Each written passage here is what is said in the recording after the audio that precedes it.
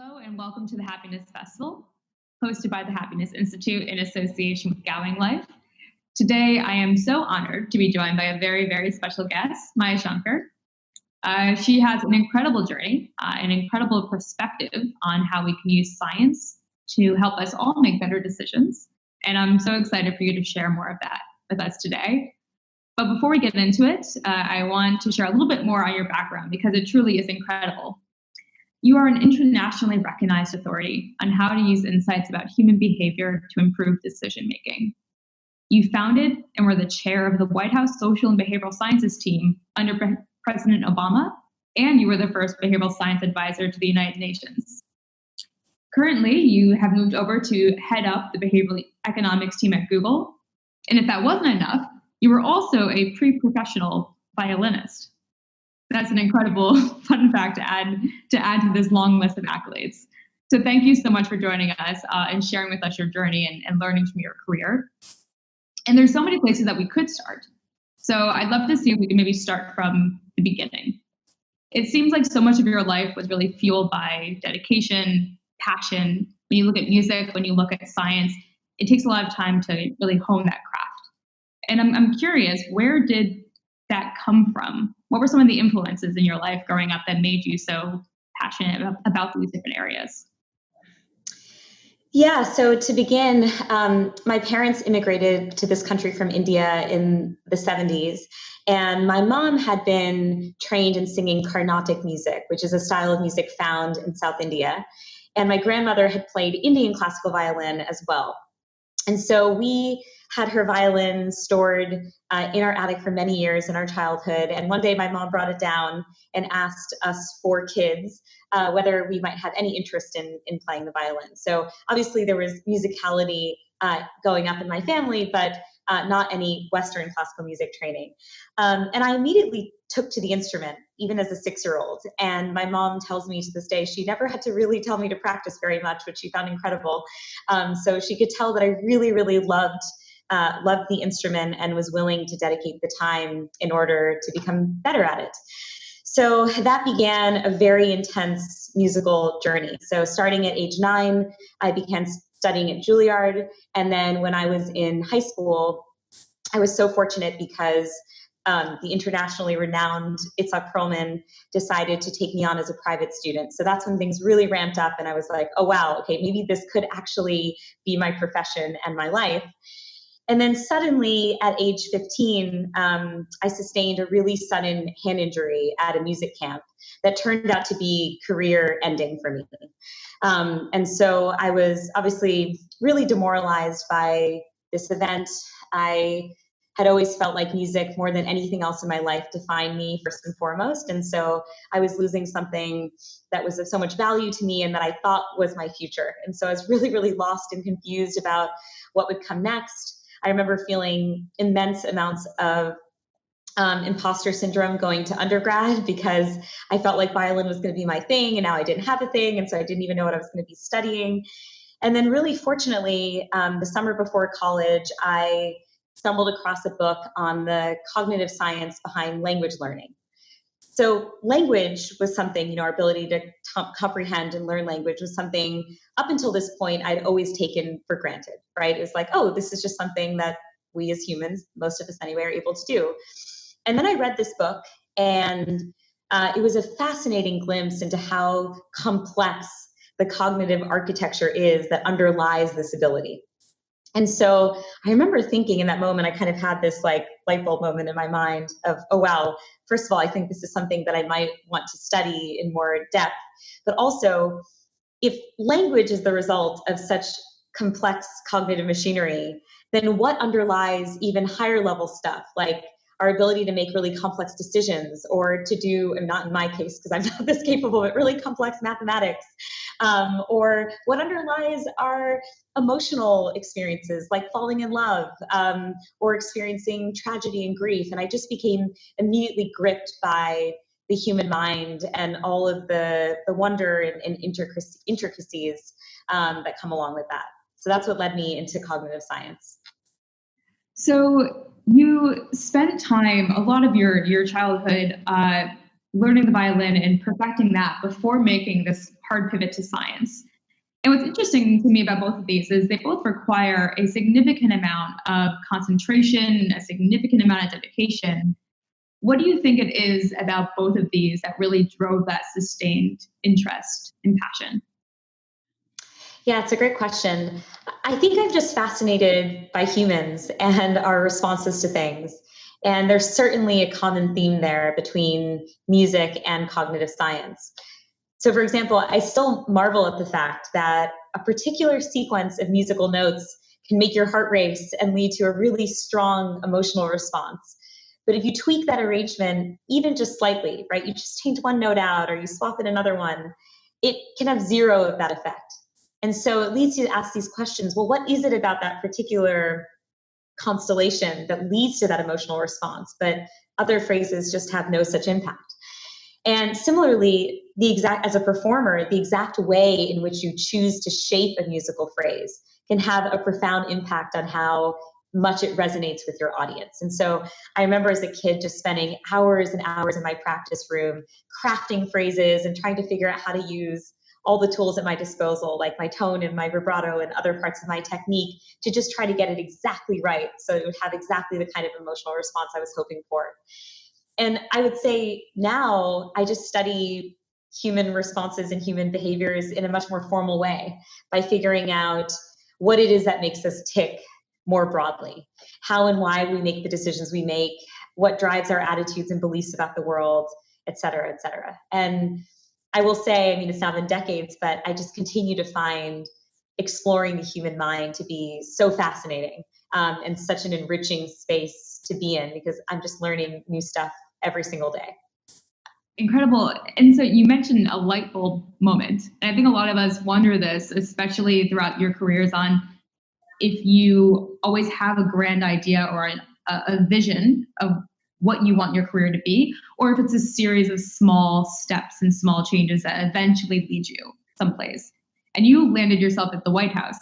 So how do you get from reading a book and having this idea around a potential career to all the way to going to the White House?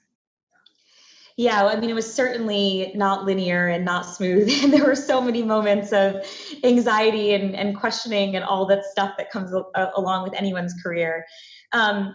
Basically, what happened was I was studying cognitive science as an academic. So I was, again, I feel like in my life, I've just been the beneficiary of so many incredible mentors. And one of those you've actually heard from today or at some point in the Happiness Festival experience, which was Laurie Santos. And so I had studied under her in undergrad. I conducted research in a non-human primate lab, and I went to grad school and got my PhD in cognitive science as well, and then was doing a postdoc. And I remember at this point in my life, I was thinking, okay, I'm slated to be an academic. And then over time, I started to realize that maybe it wasn't the perfect fit for me. So I distinctly remember this experience where I was in the our fMRI lab, which was in the basement of the building of our university. And I was scanning this dude's brain. And I remember I'm peering at images of his brain, and I haven't even had a conversation with him yet. And it just felt like, given my personality, the order of operations was just not quite right. It just felt like I wanted to be in a far more social environment and to be part of a team and to maybe depart academia. But I didn't know what to do at that point in my career because I had just gotten, or I was just getting a postdoc in cognitive neuroscience, and it felt like there are only a few options. Like, what do you do with a degree in cognitive neuroscience if you're not going to become an academic or go into basic research? And so fortunately, I was back in Connecticut for a friend's wedding, and I had coffee with Laurie, and she shared this incredible story of some work that was happening in the field of judgment and decision-making in Obama's White House. So the federal government offers a program called the National School Lunch Program that's meant to provide free or reduced price lunches to low-income students to help them thrive at school. And what Laurie shared with me is, despite the fact this program was offered, millions of students were still going hungry every day at school because they weren't signed up for the program. And a behavioral assessment of the program revealed that there were multiple barriers. One, the form was extremely burdensome to fill out, and we were asking parents who were already strapped for time and resources to reference old tax documents and fill out this 100-page form or what have you in order to get all the information back to the government. And two, there was a social stigma that could be associated with the program too, which is around signing up your kids for a public benefits program in general. And so Cass Sunstein, who was working for President Obama at the time, worked with the US Department of Agriculture to redesign this program. So instead of requiring that parents opt into the program, they automatically enrolled students based on their eligibility for other state level programs like Medicaid, for example. And now an active step was only required if you wanted to opt out your child from the program. And this is based on a very well-known principle in behavioral economics around the power of the default option, right? We're really influenced by what that default is. And we've seen benefits in other domains like retirement savings and other areas. And so they use this insight in the context of school lunch programs, and overnight, because of this policy change, right, moving the program from an opt-in program to an opt-out program, 12.5 million more students were now eating lunch at school every day. So I heard about this example and I thought, oh my gosh, that's exactly what I want to be doing. I want to be working at the intersection of behavioral economics and public policy and getting to see that real world impact. But there were no jobs that existed. And so it's not like they were hiring for a behavioral scientist to come into the White House. So Lori was really gracious and offered to introduce me to Cass Sunstein. And then I sent Cass Sunstein a cold email saying, hey, I know you don't know me, but you know Lori and she's awesome. So can I just inherit her awesomeness temporarily so that you read my email? And I asked him whether there were any opportunities within state or local government. I think I was too humble to even propose that I would ever get to work in the White House under Obama. And he, again, out of the generosity of his heart, not only read my email, but immediately wrote back and connected me with the president's science advisor and his deputy. And then within just a few days, I was interviewing for, well, it's funny to say for a White House position, but I was interviewing with White House officials, pitching them on the idea of creating a new position for a behavioral scientist within the Office of Science and Technology Policy. And again, without someone like Cass allowing these connections to happen, I had no connections into the political world, and it was just pretty mind-blowing that everything came into place and I was finally able to join the White House in this capacity. That's incredible. And what an incredible example of serendipity really working in your favor to create all of these different things coming together. So then zooming out a little bit, for those that are maybe less familiar with behavioral science, your job at the White House was taking many of these different principles that you've spent years understanding and learning and then translating that into public policy. So can you describe for us a little bit more about what behavioral science is and looks like, and then how that actually worked in practice throughout your time there? Yeah, absolutely. So behavioral science studies the factors that influence our decision-making, and it really investigates how and why we come to have the beliefs and attitudes about the world that we do have. And my goal when I joined the White House and in building the team was to make sure that we were designing policy and programs with the people who are going to use them in mind. And I think what we learn from behavioral science time and time again is that there are so many surprising factors that influence our behaviors that we're not even always aware of. And it's important to take these considerations into mind as we design different programs and policies. So outside of my White House space, just to give you two colorful examples of behavioral science at play, we know from research that when you're holding a warm beverage in your hands, you can actually feel more warmly towards the people that you're interacting with. So there's this like misplaced warmth that people can feel. And that's, again, something that you might not even think would influence your interactions with others. Or there's research showing that in the context of voting, right, we love to believe that people are going to go into that booth and vote for the person they most like to see elected into office.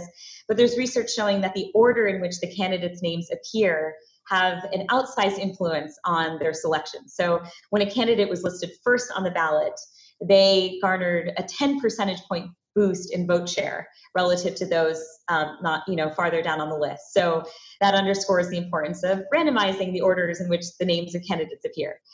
So those are examples of, again, how these surprising factors can influence our decisions. And we just wanted to make sure that when we were designing public programs, we were designing with those insights in mind. So to give a concrete example of some work that came from the United Kingdom in this space, they were trying to help workers who were experiencing spells of unemployment return to work. And as you can imagine, the experience of going from unemployed to employed is quite daunting, right? It feels really overwhelming to be faced with that challenge. And so what they did is they broke the process of returning to work into these micro goals that felt much more manageable and like little chunks that you could actually achieve in the short term. So for example, on Thursday, I'm going to go buy a business suit. On Tuesday, I'm going to edit the top half of my CV to make it more up to date. On Wednesday, I'm going to reach out to just 2 contacts that I know in the industry that I'm interested in. And what they found is that by breaking this otherwise very daunting, large process into these micro milestones, led to a significant increase in the speed at which people were returning to work. And so that's an example of, again, applying behavioral insights into the public policy space. And I'll now give you a few examples of some of the work that we did when we were at the White House. So one of the programs we worked on was a collaboration with the Department of Veterans Affairs. And we were trying to make more available a program that we offered to help provide career coaching and educational coaching to veterans who were returning from their time abroad and were working to reassimilate back into civilian life. And we were really budget constrained, so we didn't have too many options available to us, but the Department of Veterans Affairs was sending emails to veterans highlighting the fact that these career services were available to them. And what we did as the behavioral science team was just change one word in the outgoing communications about the program. Instead of telling veterans that they were eligible for the program, we simply reminded them that they had earned this benefit through their years of service. And that one word change led to a 9% increase in access to the benefit. And it's in part a result of a behavioral principle called the endowment effect, which says that we value things more when we own them, or in this case, have earned them. And so that was a striking example of how we could motivate veterans to take advantage of a program that could benefit them while also staying within the cost constraints that the government faced. Another example was helping military service members sign up for retirement savings plans. So unlike their civilian counterparts, military service members are not automatically enrolled in the thrift savings plan, which is the government's retirement savings plan. And so what we did is we made the choice a really salient one by integrating it into their routine orientation process. So when they were going to be transferring to a new base, they go through an orientation program where they get various forms of counseling. And we made this choice a really salient one by, again, integrating that form into the process and saying, hey, would you like to or not like to sign up for a retirement savings plan?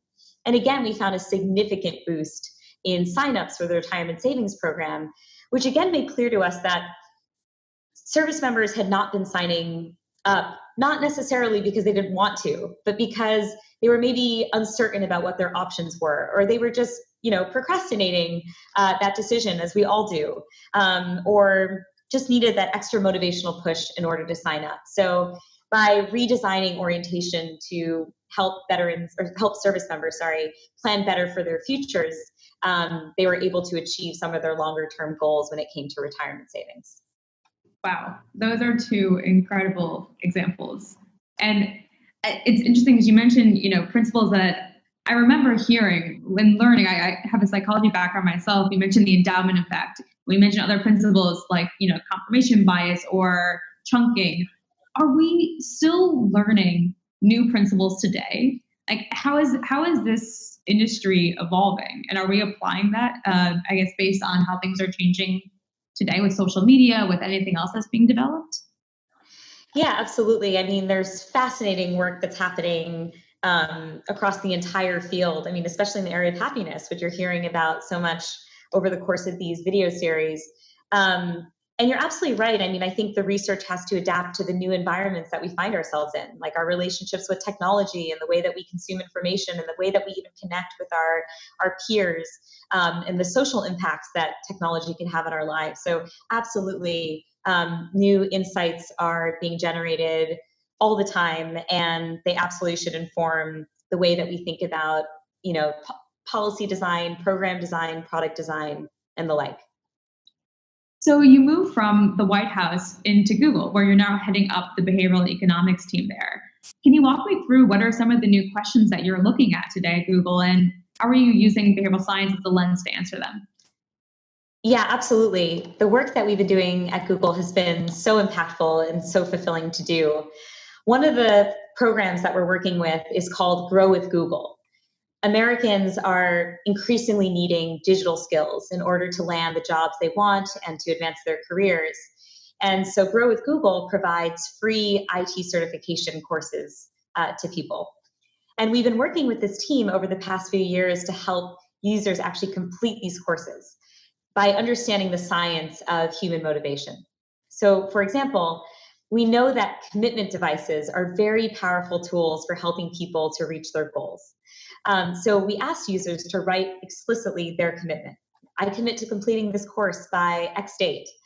And then we also asked them to explain their rationale for signing up in the first place. So what was the motivation for them wanting to become IT certified? What are their long-term dreams and goals that they're hoping to achieve by getting this IT certification? And what we found is that asking users to do one of these commitment devices led to a significant increase in completion rates, which will hopefully help workers be more successful in achieving their goals down the line. We're also helping to drive more of our users to donation sites to help support people in times of need, like during natural disasters like hurricanes or wildfires, or during public health crises like the one we're in right now, like COVID-19. What we found time and time again is that using behavioral science insights can lead to so much social good and social impact. It's so interesting hearing you talk about these large scale examples of how you can just drive decision making for positive impact. And it gets me thinking about what are all these ways that I can use some of these principles in my own life? How can I make myself have a better decision?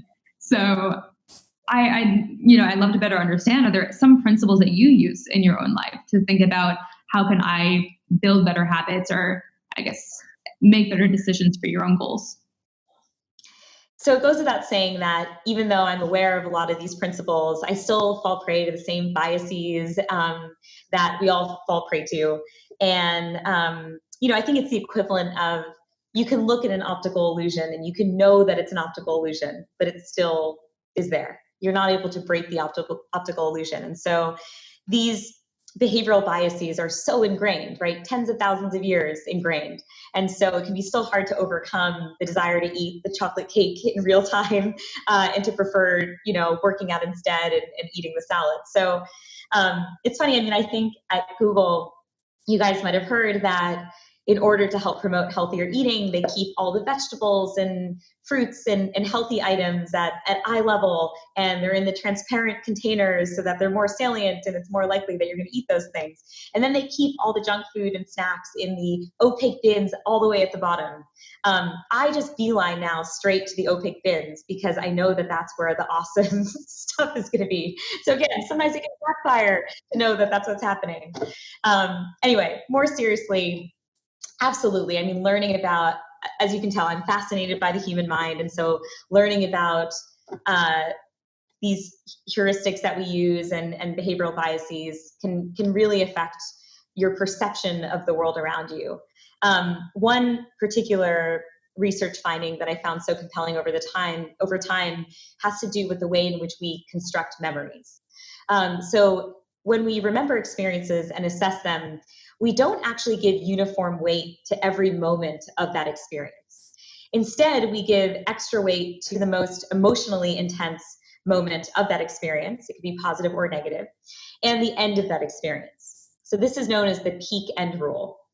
And Daniel Kahneman and his colleagues helped show that this was the case in a study that they ran.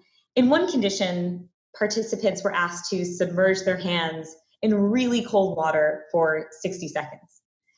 In a second condition, participants were asked to submerge their hands in very cold water for 60 seconds.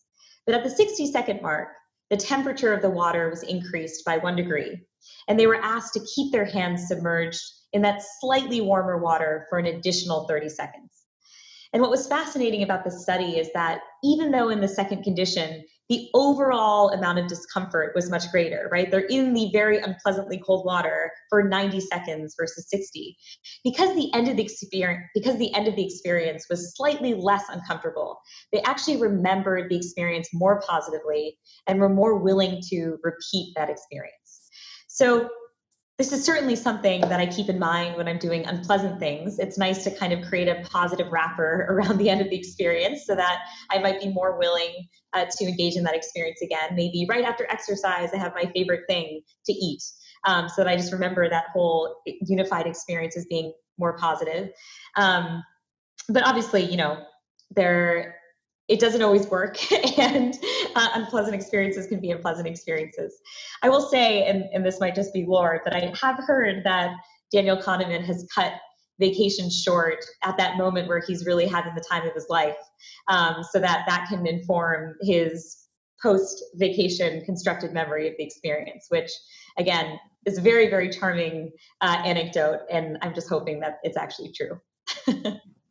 I remember hearing this, leaving at the peak. You don't want to let it go on too far. No, I think that I checked my sources yesterday, reached out, and apparently could be neither confirmed nor denied. So I'll take that.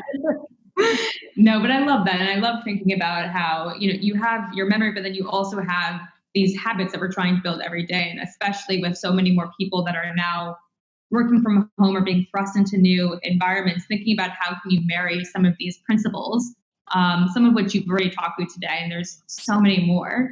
How can you marry that with your own habits in your own life? So there's so much that you could go into here, which I think is fantastic. Oh, sorry. I was just going to say one other one that may or may not be helpful to listeners, has to do with the fact that, especially during quarantine, I think many of us are trying to lean into our hobbies and find work from home activities outside of work that can bring us a lot of fulfillment and joy and satisfaction. So one of those for me has been continuing my Mandarin studies. So my husband is Chinese, and a lot of his relatives in China don't speak English. So my best way of connecting with his family is to actually just learn his native tongue. Now, I find it to be very hard in adult life to have that motivation, especially at the end of a long, busy work day, to study my flashcards and do this sort of independent study. I don't have the benefits of a social environment where I have my peers who are also learning the language. And so it can be really hard to get that motivational boost. But one principle that I keep in mind is called the goal gradient effect. And what it says is that as we get closer and closer to achieving a goal, our motivation levels will monotonically increase, okay? And so sometimes what I think is, okay, just get your foot in the door on studying those flashcards. Commit to doing 5 minutes out of the gate. And so I'll just decide, okay, just doing this for 5 minutes. But then what I find is that at the 5-minute mark, because of inertia, but also the fact that I am much closer to reaching the finish line, I actually do have a surge in motivation over time. And it does lead me to often invest more in that habit. So I found that, again, like these small little insights can affect micro behaviors in my day, but over time they can compound and lead to a lot of fulfillment and satisfaction at having gained some additional mastery in areas that we're all trying to pursue during these times. Yeah. And I wonder if even knowing that that's happening in the background makes you more likely to keep it going as well. Like I'm thinking about even like healthy habits. If knowing, well, hey, it's the goal gradient effect. This is the reason why I want to still be happy. It's because I'm closer to my goal. Maybe that'll keep pushing me to keep my hand out of the cookie jar. But we'll see. Yeah, I think the best behavioral insights are ones that even when you know about them, they keep working well, and you can use them to your advantage. So a question that we love to end the festival on, especially with everything that's happening in the world today and challenging how we're relating to ourselves and those around us in the world. It's a simple question, but it's an incredibly difficult question as well. And that's, what does happiness mean or look like to you? Yeah, that's a hard one. I would say that I think the definition of what happiness means to each of us just depends so much on circumstance and where we are in life and what obstacles or barriers we're facing. These days, for me, given how much suffering we're seeing in the world, whether it's because of the coronavirus or racial injustice, it's been about finding the lighter moments in day to day life, wherever they may exist, and still finding reasons to smile and laugh and forge emotional connections with those we love through whatever means we can. Thank you so much for the time. I really appreciate it. It was so wonderful having you here. And I'm sure everyone else who's watching will feel the same.